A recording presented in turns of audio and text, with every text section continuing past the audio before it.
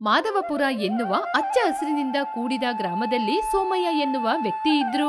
ಕೊಬ್ಬರಿ ಕಾಯಿನಿಂದ ಎಣ್ಣೆಯನ್ನು ತೆಗೆದು ವ್ಯಾಪಾರವನ್ನು ಮಾಡ್ತಾ ಇದ್ರು. ಎಣ್ಣೆ ಬೇಕಮ್ಮ, ಎಣ್ಣೆ, ತೆಂಗಿನ ಎಣ್ಣೆ, ಬನ್ನಿ ಅಮ್ಮ ಬನ್ನಿ, ತೆಂಗಿನ ಎಣ್ಣೆ. ಹೀಗೆ ಗಂಟಲು ಒಣಗುವ ಹಾಗೆ ವ್ಯಾಪಾರವನ್ನು ಮಾಡ್ತಿದ್ದ. ಅಮ್ಮ, ಕೂದಲಿಗೆ ತೆಂಗಿನ ಎಣ್ಣೆ ಹಾಕಿದ್ರೆ ತುಂಬಾ ಚೆನ್ನಾಗಿ ಬೆಳೆಯುತ್ತೆ, ಬನ್ನಿ ಅಮ್ಮ ಬನ್ನಿ. ಹೀಗೆ ಅದರಿಂದ ಬಂದ ಹಣದಲ್ಲಿ ತನ್ನ 2 ಮಕ್ಕಳು ಹೆಂಡತಿಯನ್ನು ಸಾಕ್ತಾ ಇದ್ದ.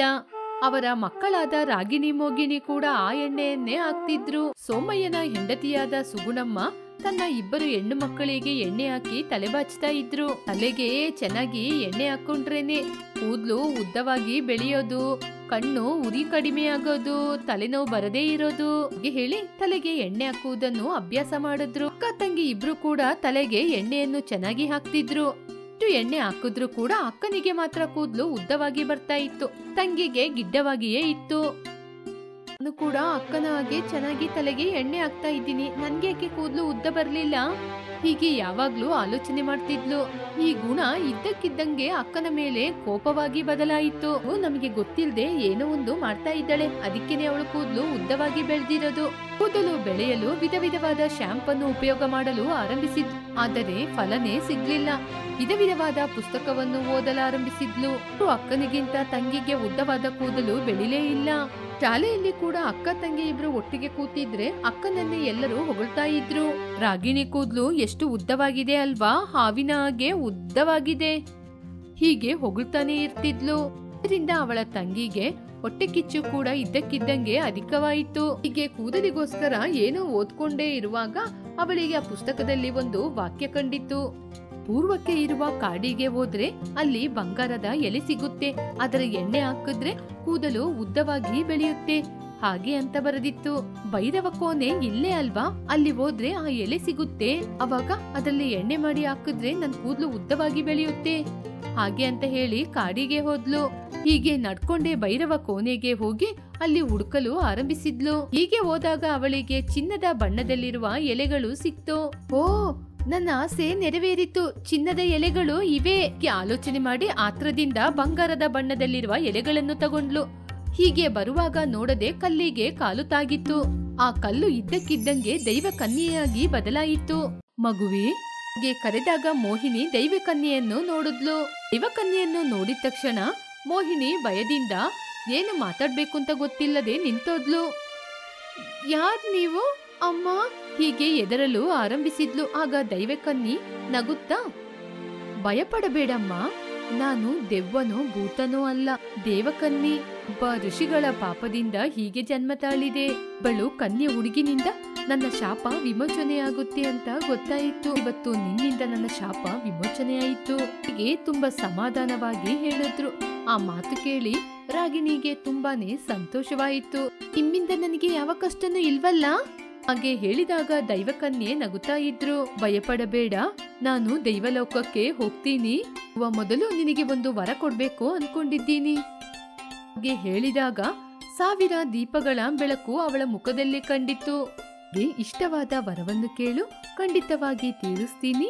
ಹಾಗೆ ಹೇಳಿದಾಗ ಮೋಹಿನಿ ಸ್ವಲ್ಪ ಸಂತೋಷ ಪಡುತ್ತಾ, ತುಂಬಾ ಧನ್ಯವಾದಗಳು ತಾಯಿ, 1 ನಿಮಿಷ ಆಲೋಚನೆ ಮಾಡ್ಕೋತೀನಿ.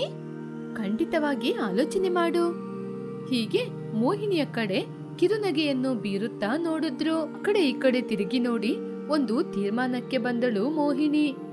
ತಾಯಿ, ನನಗೆ ಉದ್ದವಾದ ಕೂದಲಂದ್ರೆ ತುಂಬಾ ಇಷ್ಟ. ತುಂಬಾ ಸಂತೋಷ. ಅದಕ್ಕೆ ತಾನೇ ಚಿನ್ನದ ಎಲೆಗಳನ್ನು ತೆಗೆದುಕೊಂಡು ಹೋಗ್ತಿದ್ದೀಯಾ? ಆ ಎಲೆಗಳ ಕಷಾಯವನ್ನು ಹಾಕಿದ್ರೆ ನಿನಗೆ ಉದ್ದವಾದ ಕೂದಲು ಬೆಳೆಯುತ್ತೆ. ಜೊತೆಗೆ ನನ್ನ ಅಕ್ಕ ಕೂದಲೆಲ್ಲ ಉದಿರಿ ಹೋಗುವ ಹಾಗೆ ವರ ಕೊಡು ತಾಯಿ. ಹೇಳಿದಾಗ ದೈವಕನ್ಯೆ ಆಶ್ಚರ್ಯಪಟ್ರು. ನನಗೆ ಆ ವರವನ್ನು ಬಿಟ್ಟು ಇನ್ನು ಯಾವ ವರನೂ ಬೇಡ. ಹೀಗೆ ಅಮಾಯಕವಾಗಿ ಹೇಳಿದ್ಲು. ನಾನು ನಿನ್ನ ಬಗ್ಗೆ ನೀನು ಏನೋ ಹೇಳ್ತೀಯ ಅಂತ ಆಲೋಚನೆ ಮಾಡ್ದೆ, ಇನ್ನೊಬ್ಬರ ಬಗ್ಗೆ ಯಾಕೆ ಹೇಳ್ತೀಯ?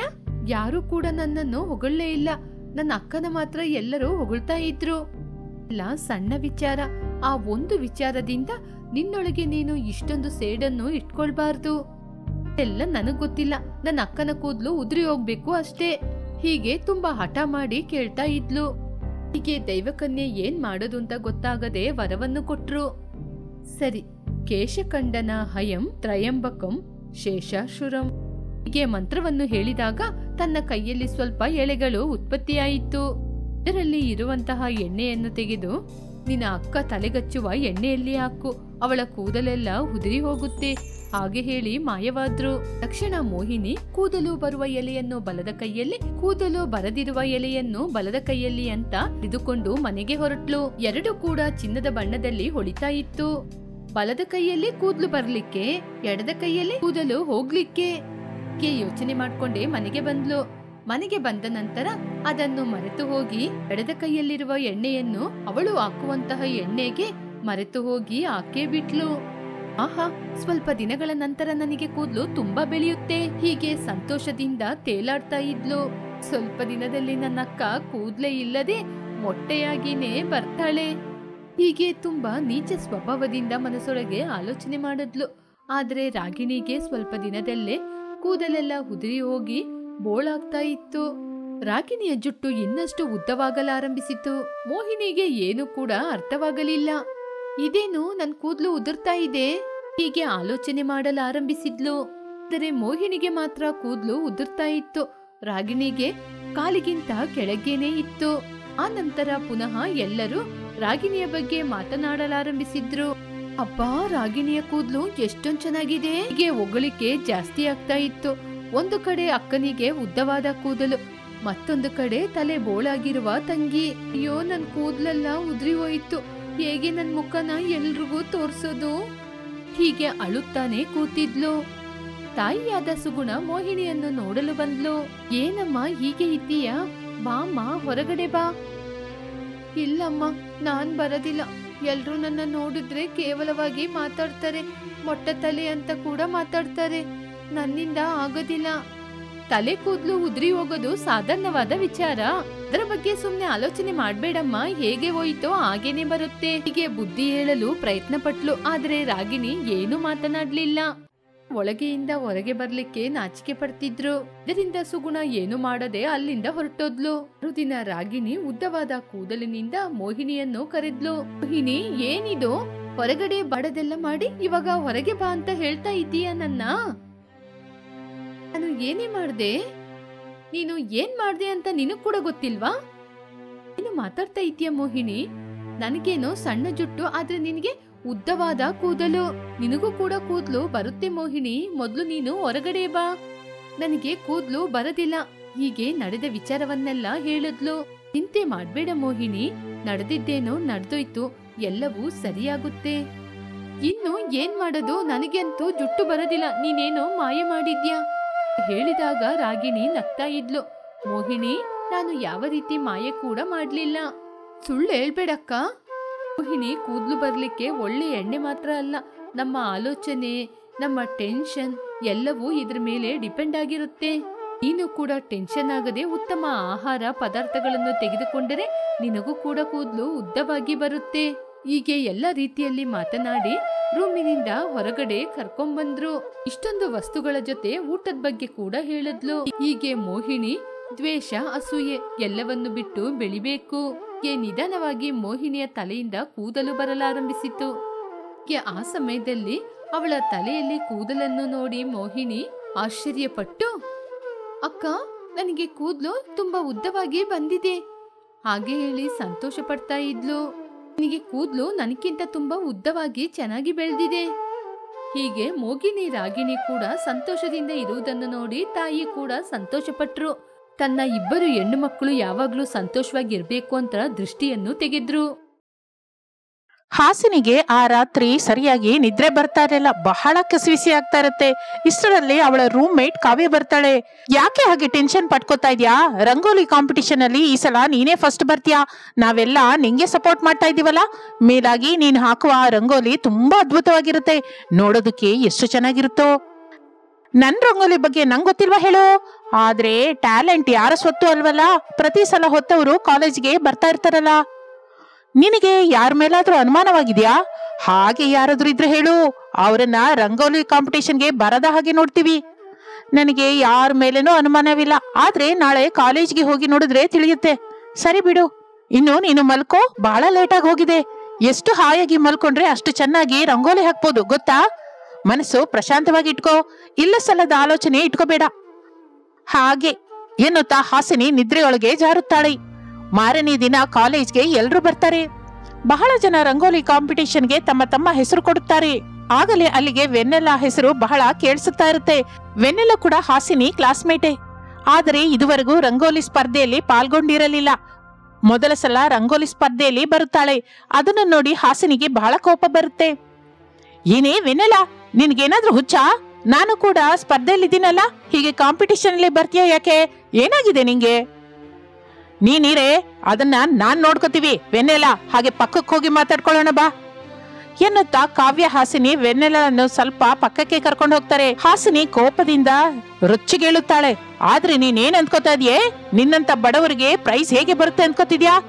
ನಾನ್ ನೋಡು ಎಷ್ಟು ಚೆನ್ನಾಗಿರೋ ಬಟ್ಟೆ ಹಾಕೊಂಡಿದೀನಿ. ಕಾಲೇಜಲ್ಲಿ ನನ್ನಂತಹ ಧನವಂತರ ಮಕ್ಕಳಿಗೆ ಮಾತ್ರನೇ ಪ್ರೈಸ್ ಮನಿ ಬರುತ್ತೆ. ಎಲ್ರು ನಮ್ಮನ್ನ ನೋಡುವ ಬಗೆನೇ ಬೇರೆ ಇರುತ್ತೆ ಬಿಡು. ಆದ್ರೂ ನೀನು ಈಗ ರಂಗೋಲಿ ಕಾಂಪಿಟೇಷನ್ ಅಲ್ಲಿ ಪಾಲ್ಗೊಳ್ಳೋದು ಅಗತ್ಯನಾ? ಹೋಗಿ ಹೆಸರು ಹಿಂದಕ್ಕೆ ತಗೋ. ನೋಡು ಹಾಸಿನಿ, ನಾನು ನಿಜಕ್ಕೂ ಹಿಂದಕ್ಕೆ ತಗೊಳ್ಳೋದಿಲ್ಲ. ಪ್ರಯತ್ನ ಮಾಡ್ತೀನಿ. ಪ್ರೈಸ್ ಬಂದ್ರೆ ಸಂತೋಷ, ಬಾರದಿದ್ರೆ ಕೂಡ ಆನಂದವಾಗಿ ಇರುತ್ತೆ. ಯಾಕೆ ಅಂದ್ರೆ ಪ್ರಯತ್ನ ಮಾಡಿ ಸೋತು ಹೋಗಿದ್ದೀನಲ್ಲ. ಇದೇನೆ ಹಿಂಗಂತಳೆ? ನೀನೇ ಹೇಳೆ ಕಾವ್ಯ. ನೋಡುವೇನೆಲ್ಲ, ಇನ್ನು ನಿಲ್ಸು, ನಿನ್ನೆ ಡ್ರಾಮಾ ನಿಲ್ಸು. ಹೋಗಿ ಹೆಸರು ಹಿಂದಕ್ಕೆ ತಗೋ. ನೀವೆಷ್ಟು ಹೇಳಿದ್ರು ನಾನು ಕೇಳಿಸ್ಕೊಳ್ಳೋದಿಲ್ಲ. ಆದ್ರೂ ನಿಮ್ ಜೊತೆ ಮಾತಾಡೋದು ನನಗೆ ನಿಜಕ್ಕೂ ಇಷ್ಟವಿಲ್ಲ ಎನ್ನುತ್ತವೆನ್ನೆಲ್ಲ ಅಲ್ಲಿಂದ ಹೊರಟು ಹೋಗುತ್ತಾಳೆ. ನಂತರ ಕೋಪದಿಂದ ಹಾಸಿನಿ ತಲೆ ಹಿಡಿದುಕೊಳ್ಳುತ್ತಾಳೆ. ಆದರೆ ಸಮಾಧಾನಿಸುವ ಪ್ರಯತ್ನ ಮಾಡಿದ್ರೂ ಆಗೋದಿಲ್ಲ. ನನಗ್ ಗೊತ್ತೇ, ಅವಳು ರಂಗೋಲಿ ಹಾಕೋದು ನಾನು ಬಹಳ ಸಲ ನೋಡಿದ್ದೀನಿ. ಅವಳು ನನ್ಗಿಂತ ಚೆನ್ನಾಗಿ ಹಾಕ್ತಾಳೆ. ಅವಳ ಮನೆ ನಮ್ ಕಾಲೋನಿ ಪಕ್ಕದಲ್ಲೇ ಇದೆ. ಕಾಲೋನಿಯಲ್ಲಿ ನಮ್ ಹಾಗೆ ರಿಚ್ ಆಗಿರೋರು ಇರ್ತಾರೆ. ನಮಗೆ ಸ್ವಲ್ಪ ದೂರದಲ್ಲಿ ಸ್ಲಮ್ ಏರಿಯಾದಲ್ಲಿ ವೆನ್ನೆಲ್ಲ ಅವ್ರು ಇರ್ತಾರೆ. ನಾನು ಅವರ ಊರಿನ ಕಡೆ ಹೋದಾಗ ಬಹಳ ಸಲ ವೆನ್ನೆಲ್ಲ ಹಾಕುವ ರಂಗೋಲಿ ನೋಡಿದ್ದೀನಿ. ಅದಕ್ಕೇನೆ ಕಣೆ ನಾನು ಬಹಳ ಟೆನ್ಷನ್ ಆಗ್ತಾ ಇದೆ. ಈ ಸಲ ರಂಗೋಲಿಯಲ್ಲಿ ನಾನು ಹೇಗಾದ್ರೂ ಗೆಲ್ಲೇಬೇಕು ಅಂದ್ಕೊಂಡಿದ್ದೆ. ನೀನೇನು ಟೆನ್ಷನ್ ಮಾಡ್ಕೋಬೇಡ್ವೆ. ಅಂತಹ ಚೀಪ್ ಅವರನ್ನು ದುಡ್ಡಿಂದ ಕೊಂಡ್ಕೋಬಹುದು ಅಂತ ನಿಂಗೆ ಗೊತ್ತಲ್ವಾ? ಅಂದ್ರೆ ಇನ್ನೇನಕ್ಕೆ ಲೇಟು?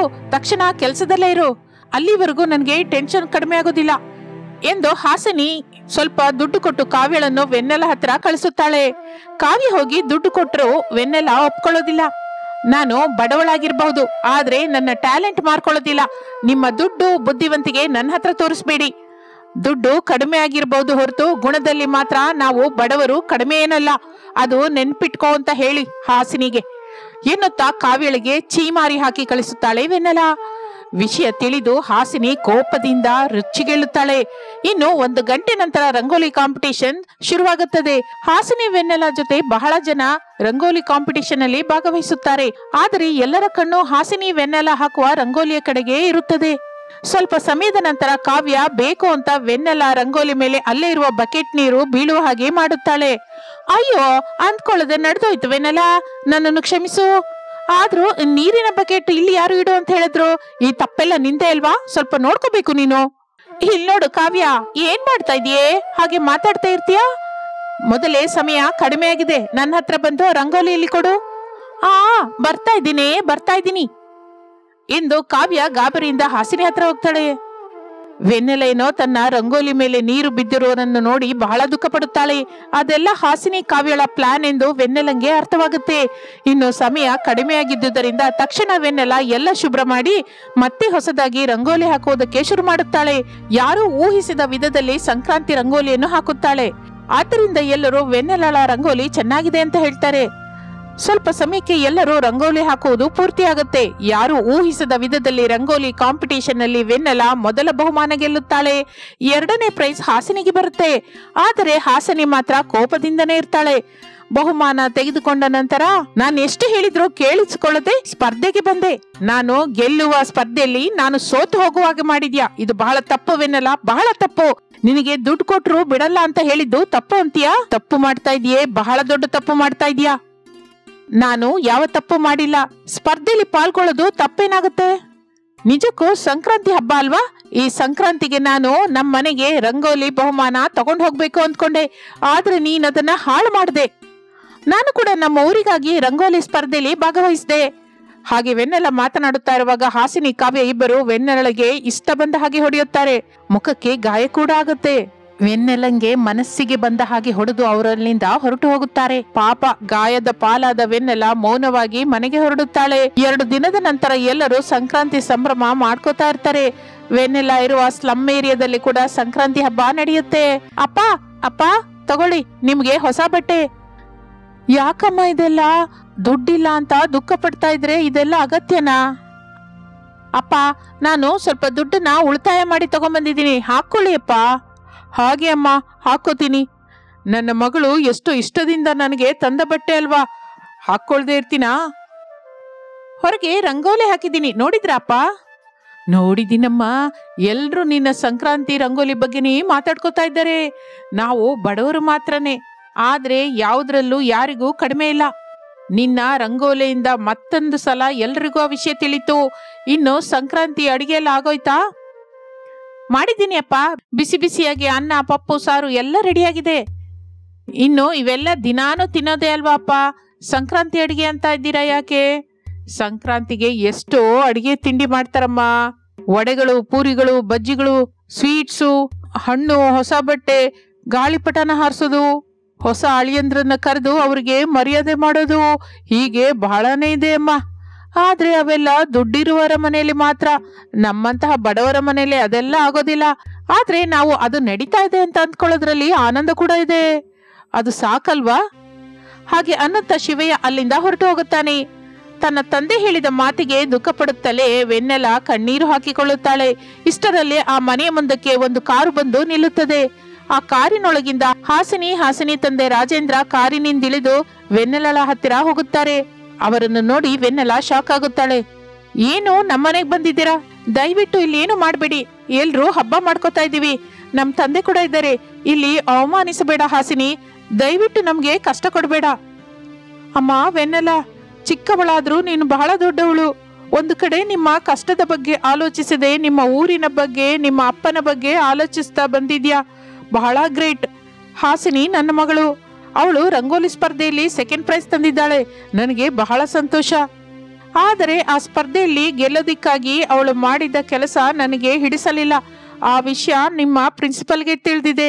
ಹಾಸಿನಿಗೆ ಕಾಲೇಜಿಗೆ ಬರಬಾರದು ಎಂದು ನೋಟಿಸ್ ಕೂಡ ಕೊಟ್ಟಿದ್ದಾರೆ. ಆದರೆ ಆಮೇಲೆ ತಿಳಿತು, ನೀನು ಪ್ರಿನ್ಸಿಪಲ್ ಜೊತೆ ಮಾತಾಡಿ ನೋಟಿಸ್ ಹಿಂದಕ್ಕೆ ತಗೊಳ್ಳಿ ಅಂತ ಹೇಳಿದ್ಯಂತಲ್ಲ? ಹೌದು ರೀ, ನನ್ನ ಫ್ರೆಂಡ್ ದುಃಖ ಪಡ್ತಾ ಇದ್ರೆ ನಾನು ನೋಡಲಾರೆ. ಸ್ಪರ್ಧೆಯಲ್ಲಿ ಗೆಲ್ಬೇಕು ಅಂತ ಯಾರಿಗೆ ಇರೋದಿಲ್ಲ ಹೇಳಿ. ಆದ್ರೆ ಹಾಸಿನಿ ಸ್ವಲ್ಪ ಮುದ್ದಾಗಿ ಬೆಳೆದಿದ್ದಾಳಲ್ಲ, ಅದಕ್ಕೆ ಹಾಗೆ. ವೆನ್ನೆಲ ಹಾಗೆ ಹೇಳುತ್ತಾ ಇರುವಾಗೆ ಕಣ್ಣೀರು ಹಾಸಿನಿ ವೆನ್ನೆಲಳನ್ನು ಅಪ್ಪಿಕೊಳ್ಳುತ್ತಾಳೆ. ಹಾಸಿನಿ ಕಣ್ಣೀರು ಒರೆಸುತ್ತಾಳೆ. ವೆನ್ನೆಲ, ಇದೇಮ್ಮ ನನಗೆ ಹಿಡಿಸಿದ್ದು. ಬಡವರು ಎಂದು ನಿಮ್ಮನ್ನ ವ್ಯಂಗ್ಯ ಮಾಡುವವರಿಗೆ ಈ ವಿಷಯ ತಿಳಿಬೇಕು. ದುಡ್ಡಿರುವರು ಎಂದು ಬೀಗ್ತಾ ಇರೋರು ಕೂಡ ಕ್ಷಮಿಸಿ ಬಿಟ್ಟು ಬಿಡುವ ಗುಣ ನಿನಗೆ ಇದೆ. Hats off. ನಿಮ್ಮಂತವರಿಗೆ ನಾನು ಏನೋ ಒಂದು ಮಾಡಬೇಕು. ಏನ್ ಮಾಡು ಅಂತ ಹೇಳ್ತೀಯ ಹೇಳು? ಸಂಕ್ರಾಂತಿ ಕಾಣಿಕೆ ಅಂದ್ಕೋ. ನಮ್ದು ಸ್ಲಮ್ ಏರಿಯಾ ಅಲ್ಲ ರೀ, ಇಲ್ಲಿ ಕುಡಿಯೋದಕ್ಕೆ ಒಳ್ಳೆ ನೀರು ಬರೋದಿಲ್ಲ. ನಾವೆಲ್ಲ ಕೆರೆ ನೀರೇ ಕುಡಿತೀವಿ. ಅದರಿಂದ ಬಹಳ ಜನಕ್ಕೆ ಅನಾರೋಗ್ಯವಾಗುತ್ತೆ. ನೀವು ನಮ್ಮ ಏರಿಯಾಗೆ ಒಳ್ಳೆ ನೀರಿನ ಸೌಕರ್ಯ ಮಾಡ್ತೀರಾ? ಹಾ, ಮತ್ತೊಂದು ಸಲ ನಿನ್ಗೆ ಹ್ಯಾಟ್ಸ್ ಆಫ್ ಎನ್ನಲ್ಲ. ನಿನಗಾಗಿ ಕೇಳು ಅಂದ್ರೆ ಊರಿಗಾಗಿ ಕೇಳ್ದೆ.